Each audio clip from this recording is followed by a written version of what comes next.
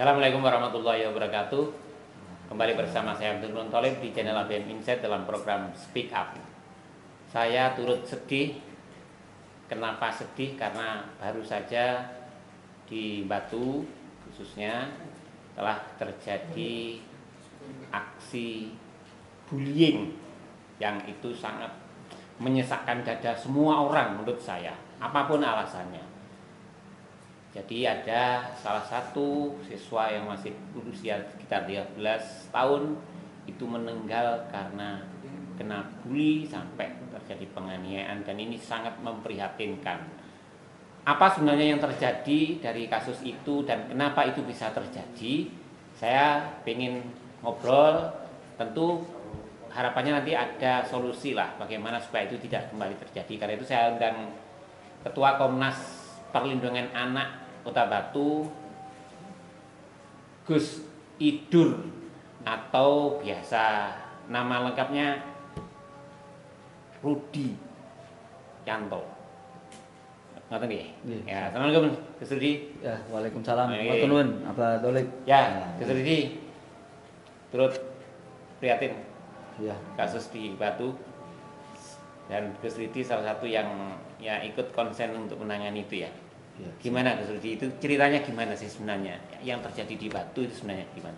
Singkat saja kira-kira. Ya, jadi kejadian kemarin di tanggal 31 Mei 2024 itu ya, itu memang mengagetkan seluruh warga Kota Batu, mungkin Indonesia juga, karena ada salah satu siswa ya itu meninggal dunia.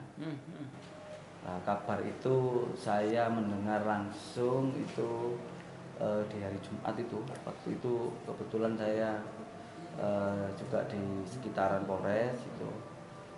Kabar sekitar, kalau yang saya terima sekitar asar itu ya. Nah, terjadi itu, kemudian bincang-bincang ramai dan sebagainya. Karena saya posisi jauh dari tempat itu, saya instruksikan beberapa sahabat-sahabat Komnas ya, ada yang dari bidang kerjasama dan sebagainya untuk ikut takziah juga ya. Ya memang kejadiannya itu kan beruntun ya, tapi artinya kematian itu kan ada peristiwa-peristiwa sebelumnya. Oh, Komnas tahunnya sudah meninggal ya, sudah posisi meninggal ya. Posisi Info masuk ke Komnas itu, info yang masuk Komnas. info yang masuk ke Komnas Perlindungan Anak itu ketika anaknya sudah meninggal, Sudah meninggal. Kan itu rentetannya kan tidak langsung meninggal. Tidak kan? langsung. Nah, terus Iya. gimana? Nah, rentetan itu kalau masuk Komnasnya memang kan sudah meninggal, tapi berita-berita sebelumnya kemungkinan juga masuk di beberapa sekolah mungkin ya juga, kan itu juga sebelumnya juga sudah ada tindakan sebenarnya dari sekolah. Kalau info yang kita terima begitu. Kemudian selain itu yang konsen, selain Komnas Perlindungan Anak, kan kita ada namanya RPPAI, Rumah Perlindungan Perempuan Anak Indonesia. Kebetulan ketua umumnya adalah pembina kita di Komnas, Pak Fuad itu, yang itu juga sekarang menangani sampai sekarang, sampai proses hukumnya. Oke. Iya. Jadi memang awalnya kalau kita lihat di masyarakat itu kan macam-macam tafsirannya. Anak ini bagaimana begitu. Nah, berita yang masuk ke Komnas itu kan sebelumnya kejadian itu hari Selasa atau Rabu gitu ya, Rabu ya. Nah, setelah itu hari Kamisnya itu masih sempat sekolah anaknya itu. Adik Rizky ini tempat sekolah. Kejadiannya Rabu, Sabtu masih Selasa sekolah. ya. Selasa Rabu, Ya. Sabtu masih sekolah.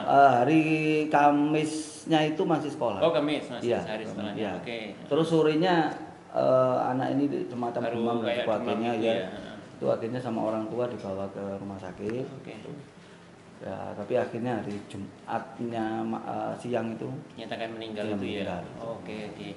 Itu kok bisa sampai terjadi? Itu sepengetahuan Komnas, dari hasil investigasi Komnas itu apa saja sih penyebabnya? Kan enggak mungkin runtutannya panjang mungkin. panjang, sangat panjang Apa sekali. sih sebenarnya itu? Jadi sebenarnya begini, bisa kita runtut bahwa kejadian seperti ini itu kan seperti kalau kita melihat eh, eh, gunung es gitu ya. Iya. Jadi sesuatu yang terjadi itu nggak moro-moro jeriat begitu, tapi rentetan sebelumnya itu kan banyak. Jadi kalau secara umum anak-anak kita ini kan memang sekarang ini zaman apa ya?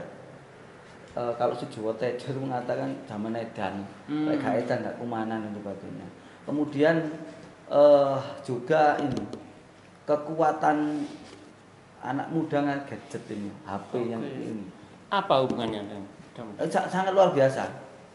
Jadi akhlak anak ya, akhlak anak, kemudian pembinaan karakter ini yang mulai hilang, sopan santun dan sebagainya. Ya, ya. Anak-anak kita ini sepakat itu kalau saya itu. Ya. Jadi ini menjadi PR besar pada seluruh masyarakat Indonesia, sehingga penurunan akhlak anak ya. Anak itu azab kepada guru, pada orang tua itu nggak menurun. Kemudian waktu bermain ini kan rentetannya banyak sekali. Jadi satu peristiwa ini mungkin bisa dikaji dari gizi ya. Gizi anak-anak yang kadang-kadang sakit apa gitu. Gak tahan seperti kita dulu. Dulu kita hujan-hujanan apa, bermain layangan sampai itu kan masih kuat. Tapi anak-anak sekarang itu fisiknya sudah lemah sekali. Itu kan dari kesehatan, dari gizi. Meskipun kita ini gemari Palo Jinawi kan juga banyak berita kan, banyak kekurangan makan dan sebagainya. Ini kan peristiwa itu. Kemudian peristiwa akhlak tadi, kemudian HP yang fokus bukan begitu. Kemudian ini bahasa-bahasa anak ini. Nuwun sewu, bahasa-bahasa meso itu sekarang wis koyo segojangan. Bahkan ngomong pateni lho kon. Ya bahasa-bahasa begitu itu kan bahasa yang trademark ke anak. Sehingga anak itu berpengaruh begitu. Nah kalau peristiwa adik Rizky ini juga begitu. Awalnya ketersinggungan, mulai dari ketersinggungan anak itu, kemudian karena ada tanda kutip tidak berani, akhirnya mengajak temannya dan sebagainya begitu. Mungkin ada yang dicontoh itu kayaknya ya. Mungkin ya itu dari media sosial juga, mungkin film itu kan juga pengaruh mungkin ya.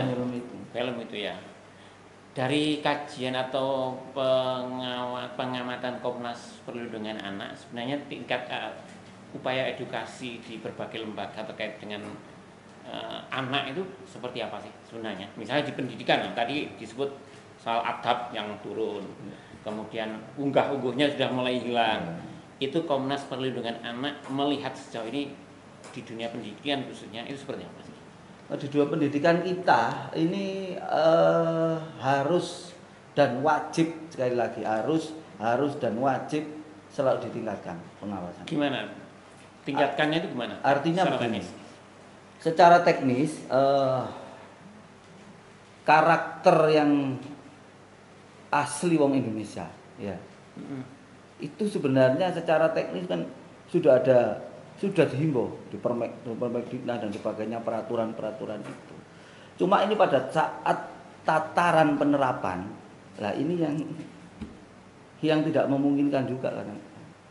Nah, artinya kalau hanya sekedar dihimbau itu kan sudah banyak yang menghimbau, tapi kan perlu ada penguatan lain, misalnya dari sisi aplikasinya apa gitu. Misalnya anak-anak itu harus bagaimana? Harus gitu, iya makanya. Ini saya tadi kan melihatnya dari segi teori dulu. Teori, insya Allah lah ya. Orang-orang Indonesia pinter-pinter. Wis profesor, doktor, wis apa, wis dia itu bergelar apapun. Dan dia menuangkan sebuah teori dalam buku atau peraturan menteri ya untuk diterapkan. Itu kan tataran teori-teori. Yeah. Tapi pada saat praktek, ya, saya katakan praktek ini di Indonesia, seluruh Indonesia tidak hanya Batu, itu juga sangat amat kurang sekali penerapan ini. Kita itu bisanya penerapan yaitu teori-teori ngomong begitu. Artinya begini, contoh di situ ada karakter ya, sekarang karakter pendidikan Pancasila begitu. Di situ ada namanya entrepreneur kewirausahaan. Ini tidak yang ke menjurus yang anu dulu ya, yang kekerasan. Di situ karakter kewirausahaan untuk anak itu kan mulainya harus dididik mulai anak itu mungkin SD SMP. Bagaimana anak-anak bisa penguatan karakter di entrepreneur sejak dini, ya kan begitu. Itu teorinya. Tapi praktek di mana tidak ada. Oh. Tidak mampu, belum mampu juga, ya kan? Tapi tetap penting tuh. Tapi sangat penting. Kemudian karakter akhlak unggah-ungguh begitu. Lah kalau kita tidak ada contoh di stakeholder sendiri, kadang-kadang anak-anak itu ngomong nguku ke guru. Pak katanya nanti Pak, gurunya juga jawabnya ya biasa. Ya, harusnya ada itu yang saya maksud. Harusnya kan guru langsung ngomong bahasa Indonesia, menegur atau anak itu dibosoi. Jawabnya boso biar mereka ikut boso. Pada saat anak itu ngomongin nguku, ya ini tidak dalam pelajaran bahasa Jawa ya, umum ya. Pak katanya nanti Pak, aku kesel Pak, aku izin.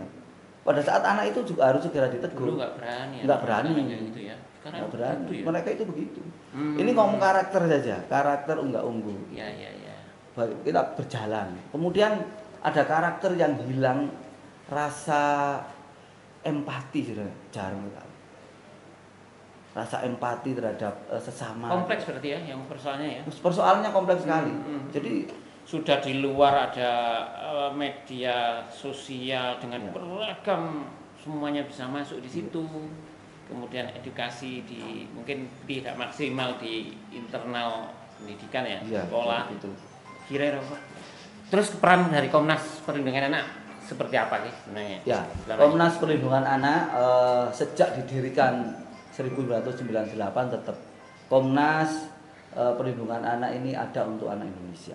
Jadi jadi kita tetap ada untuk anak Indonesia, artinya kita akan selalu mengawal, sebenarnya begitu. Mengawal semua peraturan-peraturan yang telah ditetapkan oleh pemerintah. Artinya kalau pemerintah menerapkan, contoh di sekolah ada TPPK itu ya, tim pencegahan penanggulangan kekerasan gitu ya. Kita dari Komnas akan mengawal seperti itu.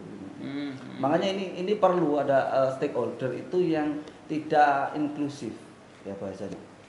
Tidak ini programku, jangan begitu. Ini program ini harus masyarakat, karena perlindungan terhadap anak. Anak ini kan aset negara, bukan asetnya salah satu pemerintah atau dinas gitu. Jadi ini aset negara, aset masyarakat semua. Artinya untuk perlindungan anak ini ya menjadi tanggung jawab kita. Kita semua maksudnya. Ya pemerintah, ya masyarakat, ya apa. Jadi Komnas Perlindungan akan mengawal begitu. Selalu mengawal dan hubungan Komnas Perlindungan Anak dengan lembaga lain, misalnya dengan sekolah, dengan institusi lain seperti apa selama ini yang dilakukan? Kalau di pusat itu memang ini kan lembaga independen, NGO ya, yang didirikan oleh masyarakat. Tapi kerja-kerja kita juga bersinggungan atau sering juga didukung oleh pemerintah. Artinya tidak mungkin, karena ini kan juga lembaga sosial yang orangnya itu tidak semua dibayar. Dan semua yang dibayarkan ini pengurus-pengurus, kan hanya pengurus, satgas sama relawan. Mereka adalah pejuang-pejuang di bidang kemanusiaan. Tapi kayaknya support dari pemerintah lumayan bagus kayaknya. Saya lihat kapan hari ada deklarasi apa itu ya? Perlindungan anak atau apa? Ya. Itu setelah kejadian atau sebelum kejadian ya? Setelah kejadian itu, sebelum ada kejadian yang besar itu, kita memang sudah menyusun. Kita menyusun kaukus perlindungan anak. Nah, sebenarnya begitu. Kumpulan dari. Sebenarnya kemudian ada kejadian bullying yang akhirnya menyebabkan kematian adik Rizky itu. Kita langsung bergerak begitu di depan kantor PCNO, kita mengadakan tahlil 7 hari. Dan kebetulan waktu itu kan ada film Vina sebelum 7 hari. Iya. Kita langsung inspirasi itu untuk tahlil 7 hari itu. Dan itu pemerintah datang, masyarakat semuanya ikut andil. Dan itu kita dadakan hanya lewat WA, lewat apa. Setelah ini apa yang akan dilakukan oleh Komnas Perlindungan Anak itu, supaya prinsipnya kan supaya ini tidak lagi terjadi lah. Ya. Ini parah menurut saya itu. Pelakunya anak-anak, korbannya anak-anak, dan ngeri ini. Kalau di pandangan kita kan pelaku dan korban sama-sama korban. Ya korban tadi, semua hal itu. Jadi yang kita lakukan saat ini, kita mengadakan audiensi di beberapa instansi ini masih berjalan. Jadi mulai dari tim penggerak PKK kota, kemudian dinas-dinas terkait, Ya ini itu untuk menyamakan persepsi gerakan kita. Ya, ya, ya. Saya kembali bahwa Komnas Perlindungan Anak ini tidak berdiri sendiri. Ini kita harus berdiri dengan pemerintah, dengan masyarakat. Kemudian yang kedua, Komnas ini akan mengadakan MOU dengan lembaga-lembaga yang sevisi. Kemarin ada adik-adik rekan-rekan kita IPNU BPNU sudah MOU dengan kita, kemudian kita menjalin dengan Nusantara Gilang Gemilang, kemudian dengan lembaga-lembaga BANOM NU atau Muhammadiyah dan sebagainya. Ini kita akan rangkul semuanya untuk bergerak bersama, membentuk kaukus perlindungan anak. Nah, kemarin malah melebar menjadi kaukus perlindungan perempuan dan anak. Nah, kemudian langkah selanjutnya kita akan sosialisasi juga di sekolah-sekolah, madrasah, kemudian pondok pesantren. Dan itu sasarannya begitu. Komnas merasa kemarin itu kecolongan ya, yang kasus sampai meninggal ya. Iya, tidak hanya Komnas Perlindungan Anak, semuanya kecolongan. Ya, semuanya kaget. Ya, insan guru, insan pemerintah begitu. Dan ini kejadian belum pernah ada. Dan kalau dia jadi tidak perlu ada. Di Kota Batu. Pas di tengah-tengah isu rame Vina ini ya. Iya, Vina. Itu kan juga kekerasan sebenarnya. Kekerasan itu. Mungkin masih anak sekolah kan. Ya, Gus Idur, kita berharap ini tidak lagi terjadi. Komnas Perlindungan Anak juga semakin mendapat tempat lah di masyarakat sehingga keberadaan Komnas Perlindungan Anak benar-benar memberikan banyak manfaat lah. Amin. Mungkin Gus Idur apa yang diinginkan atau pesan untuk semua stakeholder termasuk anak-anak sekolah, terus penyelenggara sekolah apa misalnya? Jadi sebenarnya Komnas Perlindungan Anak keinginannya hanya satu. Ya, seperti slogan kita ini kan Komnas Perlindungan Anak ada untuk anak Indonesia. Nah, kemudian keinginan kita sebenarnya gerakan perlindungan anak itu adalah gerakan bersama. Itu aja titik satu keinginan kita itu. Jadi gerakan perlindungan anak dari anti kekerasan, bullying dan sebagainya ini adalah gerakan bersama. Apalagi pemerintah yang di situ didukung oleh dana begitu, didukung oleh kekuasaan dan begitu. Makanya kan kekuatannya begitu. Kemudian kita dukung ada masyarakat. Sehingga kalau pemerintah, kemudian ada lembaga-lembaga NGO, apapun itu, tidak harus Komnas Perlindungan Anak. Mungkin ada lembaga-lembaga perlindungan anak yang lain yang namanya semacam Komnas ya. Kemudian ada masyarakat, ini bergerak bersama. Bersama itu sampai RT maksud saya. Jadi mulai RT, RW sampai pemerintah kota. Hanya membangunkan semua untuk kesadaran untuk perlindungan anak. Itu yang paling penting tuh. Gerak bersama. Gus Idur, sukses ya. Program-programnya jalan, insya Allah ini bermanfaat untuk semuanya karena ini untuk masa depan anak. Iya. Bahaya sekali kalau. Iya, aset ya, anak-anak yang aset kita. Ya. Jadi harus kita lindungi, harus kita arahkan. Jadi ya sahabat APN Insight, dialog singkat kita dengan Gus Idur selaku Ketua Komnas Perlindungan Anak Kota Batu ini sebuah manfaat. Tentu ini harapannya kasus di Batu semoga itu yang terakhir, tidak menular ke tempat lain karena ya kita semua harus empati, harus ikut peduli terhadap di lingkungan terkecil kita. Terima kasih, semoga manfaat.